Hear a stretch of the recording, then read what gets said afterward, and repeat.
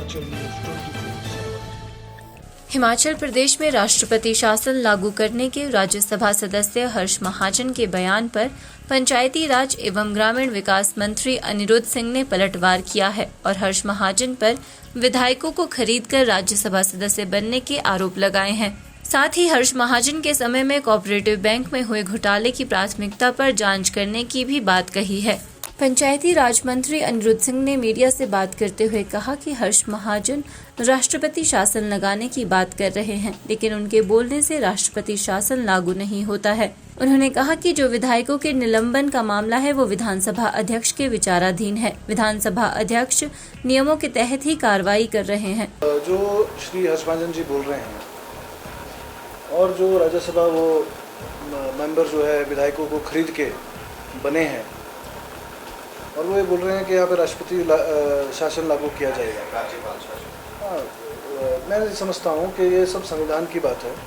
संविधान तोड़ने में भाजपा जो है सबसे न केवल देश में पूरी दुनिया में कॉन्स्टिट्यूशन को तोड़ना मरोड़ना, उसका जो मजाक बनाना इनकी आदत बन गई है। और जहाँ तक जो भी कार्रवाई होगी, चाहे वो किसी भी मामले में, चाहे वो एमएलएज हैं, चाहे वो प्रधानमंत्री राष्ट्रपति, और कानून के तहत ही होती है। तो मैं समझता हूँ निलंबन अगर हो तो वो कुछ ना कुछ उन्होंने किया होगा। और रही गवर्नर शासन लगाने की या राष्ट्रपति शासन प्रेसिडेंट रूल लगाने की स्टेट के अंदर, तो मैं नहीं समझता हूँ कि ऐसे लगने वाला है। उसके लिए कोर्ट के दरवाजे हैं, सुप्रीम कोर्ट है, उनके बोलने से ये काम नहीं होने वाला है। घोटाले जो हैं हर्ष महाजन जी के समय में हुए हैं, उसकी जांच जो है वो सरकार प्राथमिकता से करेगी और जो दोषी होगा उनको सजा देगी। क्या आप लोगों ने जो है डेमोक्रेसी का मजाक नहीं बनाया है? क्या आपने वोट नहीं खरीदे हैं? क्या चंडीगढ़ में जो डेमोक्रेसी का मजाक बनाया, क्या वो दबाव में नहीं था? इसलिए भी मैं जवाब मांगना चाहूँगा। और रही स्पीकर साहब की, उन्होंने जो भी किया है संविधान और कानून के तहत ही कार्रवाई करी है, जो ये पचा नहीं पा रहे हैं। उन्होंने कहा कि भाजपा संविधान की बात करती है, संविधान को तोड़ने और उसका मजाक बनाने की आदत भाजपा की बन गई है। अनिरुद्ध सिंह ने कहा कि जयराम ठाकुर ने विधानसभा में खड़े होकर कहा था कि इस सरकार को भगवान भी नहीं बचा सकते, लेकिन ये सरकार पूरे 5 साल चलेगी।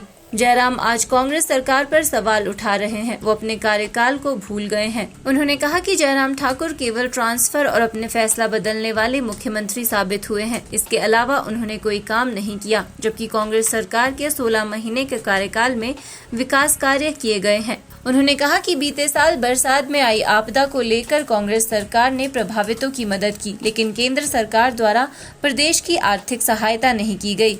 जयराम जी ने विधानसभा के अंदर खड़े होकर बोला था कि सरकार को भगवान भी नहीं बचा सकते। ये तो भगवान को भी ललकार रहे हैं, मैं समझता हूँ। उनको भी एक चुनौती दे रहे हैं और उनका ईगो जो है वो इतना बड़ा हो गया है कि उनको कोई इंसान जो है इंसान की तरह लगता ही नहीं है। जो भी काम होगा कानून के तहत।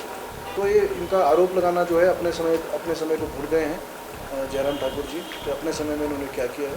केवल ट्रांसफरों के और अपने नोटिफिकेशंस को पलटने के अलावा कोई इन्होंने काम नहीं किया है, केवल आरोप लगाना जानते हैं।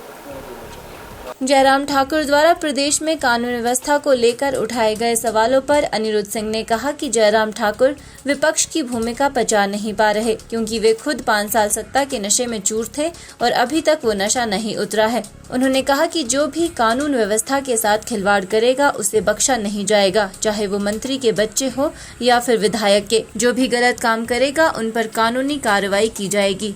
वो अभी विपक्ष में है और उनको विपक्ष जो है वो बच नहीं रहा है, क्योंकि सत्ता में इतना चूर थे, वो भी अभी तक नशा उनका जयराम जी का उतरा नहीं है। मैं समझता हूँ कि जो भी कानून व्यवस्था से खिलवाड़ करेगा, चाहे वो कोई भी हो, चाहे वो एमएलएज के बच्चे हों, चाहे वो मिनिस्टर्स के हों, चाहे वो मुख्यमंत्री के हों या पूर्व मुख्यमंत्री के, जो भी गलत काम करेगा कानून के दायरे से बाहर जाएगा, उस पर कानूनी कार्रवाई जो है सख्त से सख्त करी जाएगी।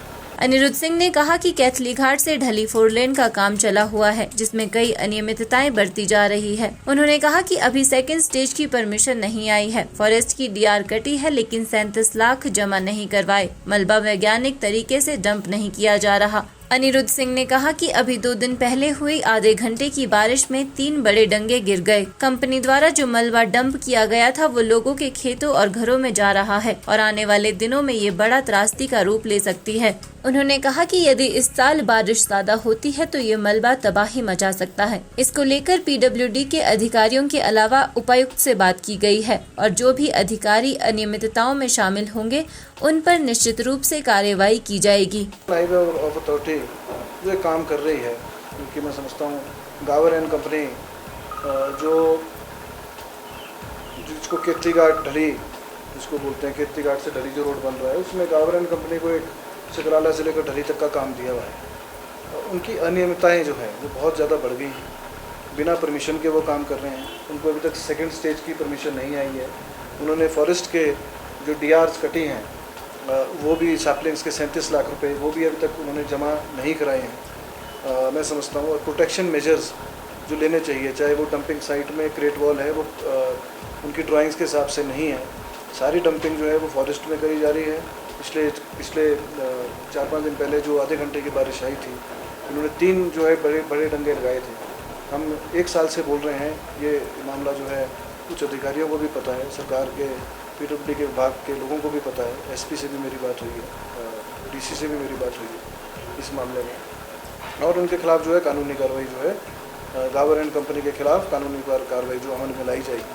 क्योंकि उनको हम पहले ही बोल रहे हैं कि जो आप मिट्टी जो डंप कर रहे हैं वो साइंटिफिक वे से नहीं कर रहे। आप जाके देखेंगे लोगों के खेतों में मिट्टी घुस गई है, लोगों के घरों के अंदर मिट्टी घुस गई है। आधे घंटे की बारिश से तीनों के 3 जो बड़े ग्रेट वॉल उन्होंने डंगे लगाए थे वो सब के सब ढह गए हैं और ये आने वाले समय में एक बहुत त्रासदी का रूप जो है वो ले सकते हैं। इसके लिए लोग जो है कोर्ट की तैयारी भी कर रहे हैं, मैं समझता हूँ। और ये एक बात बड़ी ध्यान में लाने वाली बात है कि इन्होंने तो डीआरए तो पहले कटी है, इनको डेट ऑफ जो अवार्ड लेटर है जो एनएचआई देता है वो उन्होंने बाद में दिया है और इनकी डीआर जो है पहले कटी है। तो ये इन्हें बताया जो है वो एनएचआई के अधिकारियों ने भी करी है, उनके ऊपर भी जो है कार्रवाई जो है अमल में जो है और मैं खुद इंश्योर करूँगा व्यक्तिगत रूप से कि इसमें जो भी अधिकारी सम्मिलित होंगे उनके साथ सांठगांठ करके वो सभी जो है उनके ऊपर कार्रवाई सख्त कार्रवाई की जाएगी। डायरेक्ट जो है वो जंगलों में डंपिंग कर रहे हैं, उससे पानी के सोर्स जो हैं वो ख़त्म हो रहे हैं, पुराने रास्ते जो हैं वो ख़त्म हो रहे हैं और जो है लोगों के घरों को जो है नुकसान बहुत बड़े पैमाने पे जो है यहाँ त्रासदी मैं समझता हूँ उसका अंदेशा है। आप देख रहे हैं हिमाचल न्यूज़ 24।